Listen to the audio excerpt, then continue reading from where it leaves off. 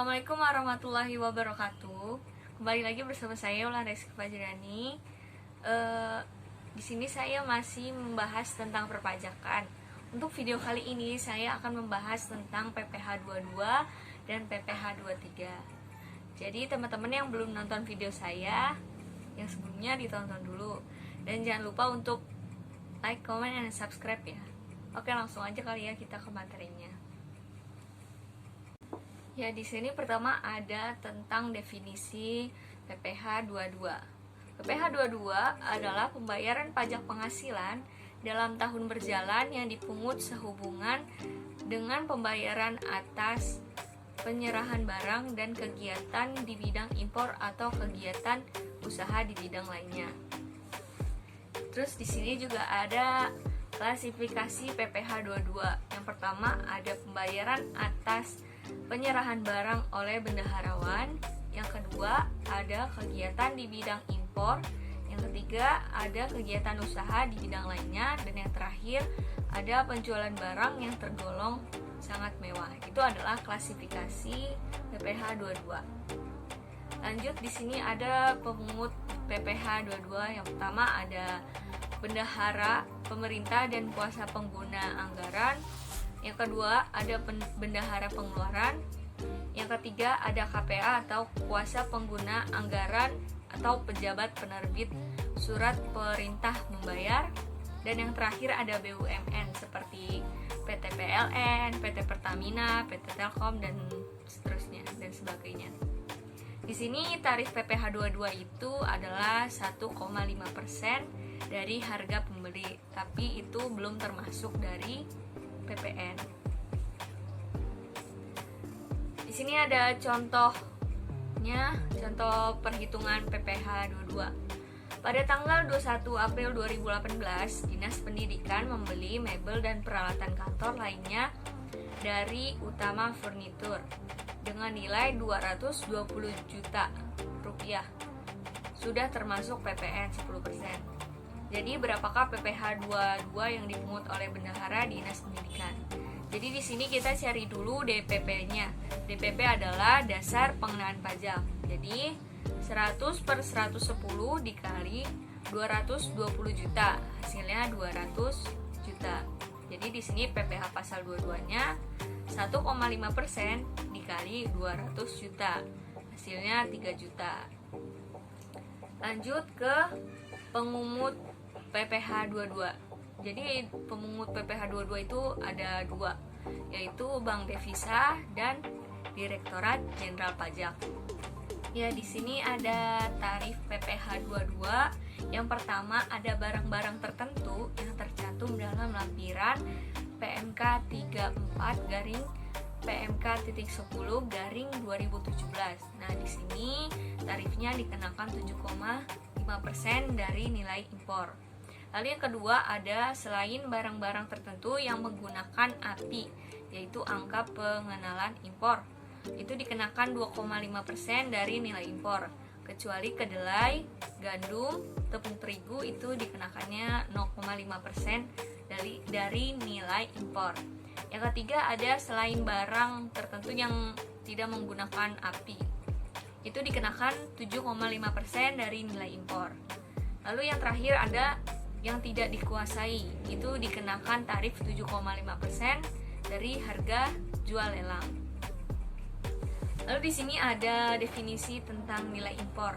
Nilai impor adalah nilai berupa uang yang menjadi dasar perhitungan bea masuk, yaitu CIF atau Cost, Insurance, and Freight, ditambah dengan bea masuk dan pungutan lainnya yang dikenakan berdasarkan ketentuan peraturan perundang-undangan kepabeanan di bidang impor. Itu adalah definisi tentang nilai impor. Di sini ada kegiatan usaha di bidang lainnya.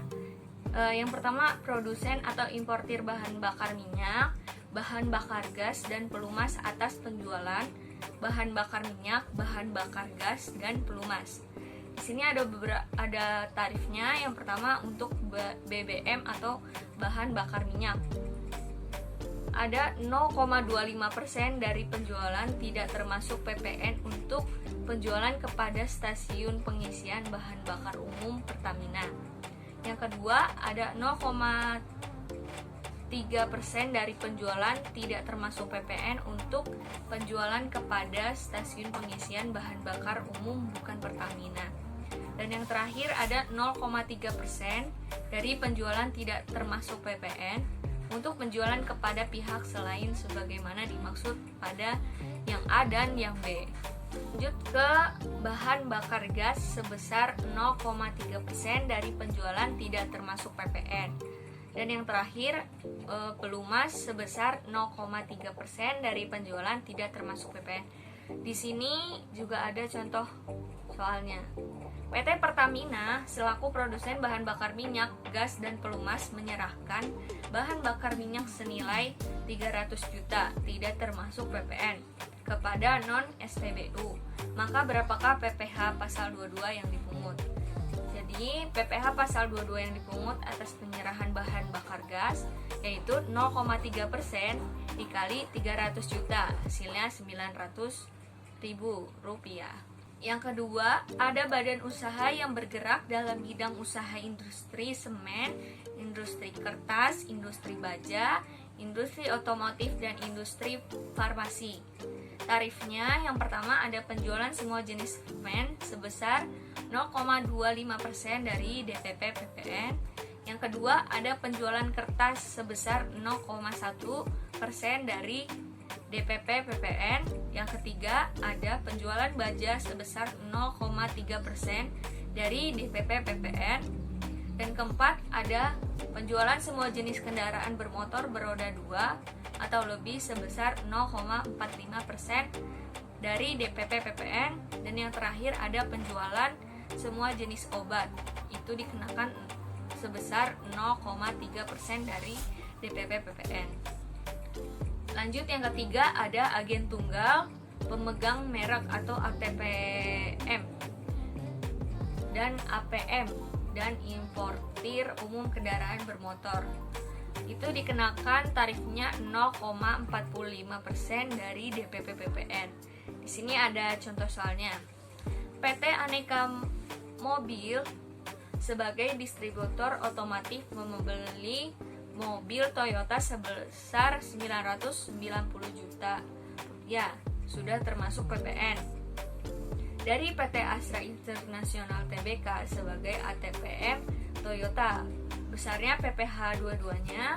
Jadi kita cari lagi nih DPP PPN-nya, 100/110 dikali 990 juta, hasilnya 900 juta. Nah, kita cari PPh 22-nya pakai tarif 0,45% dikali 900 juta, hasilnya 4.050.000 rupiah. Lanjut ke penjualan barang yang tergolong sangat mewah. Itu bisa dilihat di PMK 90 garing PMK .3/2015. Jadi ada barang mewahnya itu ada pesawat terbang pribadi, kapal pesiar, rumah beserta tanahnya, apartemen, kendaraan bermotor roda 4, lalu ada kendaraan roda 2 dan 3 yang lebih dari 250 cc. Lanjut ke tarifnya. Tarif barang mewah tadi PPh 22-nya 5% dari harga jual. Itu belum termasuk PPN dan PPNBM. Di sini ada contoh soalnya. PT Ageng adalah perusahaan pengembang properti. Pada tanggal 23 Mei 2018, PT Ageng menjual 1 unit apartemen senilai 10.500.000 juta rupiah. Tidak termasuk PPN dan PPNBM kepada Tuan Nafis berapa PPh 22-nya. Jadi PPh 22-nya 5% dikali 10.500.000 juta, hasilnya 525 juta rupiah. Oke, selanjutnya di sini ada definisi tentang PPh 23. Jadi PPh 23 adalah pajak yang dipotong atas penghasilan yang berasal dari modal, penyerahan jasa atau hadiah selain yang telah dipotong PPh pasal 21. Di sini ada objek dan tarif PPh pasal 23. Yang pertama ada 15% dari jumlah bruto atas dividen dan hadiah. Yang kedua ada 2% dari jumlah bruto atas sewa dan penghasilan. Lalu yang ketiga ada 2% dari jumlah bruto atas imbalan jasa teknik, jasa manajemen, jasa konstruksi, dan jasa konsultan. Dan yang terakhir ada 2% dari jumlah bruto atas imbalan jasa lainnya. Nah, segitu aja untuk video kali ini. Terima kasih teman-teman yang sudah menonton.